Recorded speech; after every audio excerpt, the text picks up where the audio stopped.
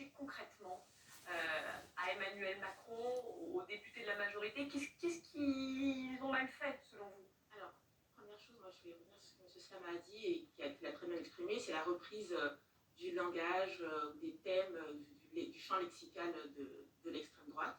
Concrètement, je trouve qu'à sa place, et surtout qu'il a été élu avec une bonne partie des voix de la gauche ou de personnes qui ne voulaient pas de Rassemblement national, il devait, même si ça lui coûtait des voix, j'entends bien, puisqu'il ne se représente pas de toute façon, il devait tenir sa ligne et garder en tout cas celui qu'il était, ou qu'on pensait qu'il était, c'est-à-dire quelqu'un de plutôt raisonnable, modéré, etc. Et ne pas écouter une partie des Français pour qui c'est une thématique importante, pardon, les rassurer, faire en sorte, mener une politique qui va leur permettre soit de changer d'avis, mais en tout cas au moins de les rassurer, et ne pas reprendre un champ lexical qui soit celui de l'extrême droite. Ça, c'est la première chose. Vous faites référence à, il y a quelques jours, le terme d'un programme immigrationniste.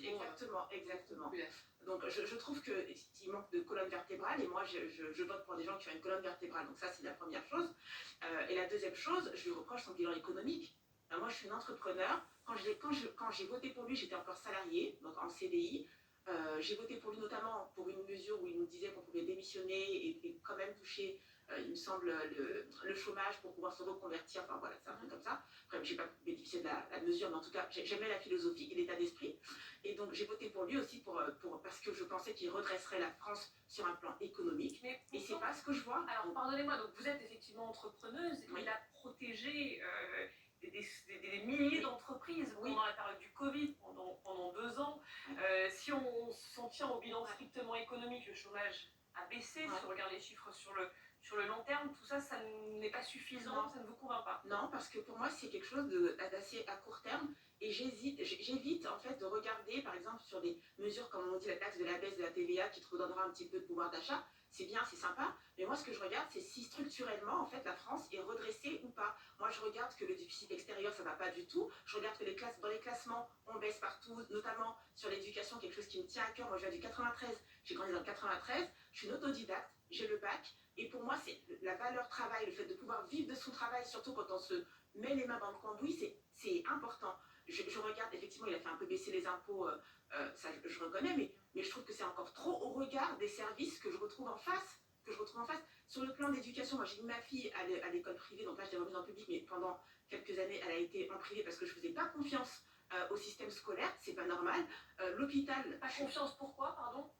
Sur le fait qu'un enseignement de qualité lui soit donné, le fait qu'elle soit dans une école avec 29, 30, 32 par classe, des professeurs qui manquent. Dans le 93, j'ai déménagé récemment, mais j'ai grandi et j'ai vécu dans le 93 toute ma vie, pendant 40 ans, des professeurs qui manquent, qui ne sont pas remplacés, enfin tout ça, au regard des impôts que je paye, je ne suis pas contente.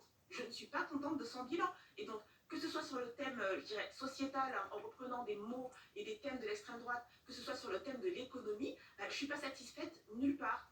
Et je trouve qu'il se gargarise un peu trop pour quelqu'un qui nous rend la France dans cet état, notamment qui rend la France et qui remet les clés à l'extrême droite. Je trouve qu'il se gargarise un petit peu trop. Vous auriez souhaité un mea culpa? Oui, j'aurais souhaité un petit peu de nuance dans le bilan, reconnaître certaines erreurs, reconnaître qu'on n'a pas tout fait bien, mais quand j'écoute M. Attal dans ses débats, c'est on a tout fait, on a tout bien fait, regardez, on a mis telle mesure en place, mais le ressenti des Français, en tant que Française, ce n'est pas celui-là.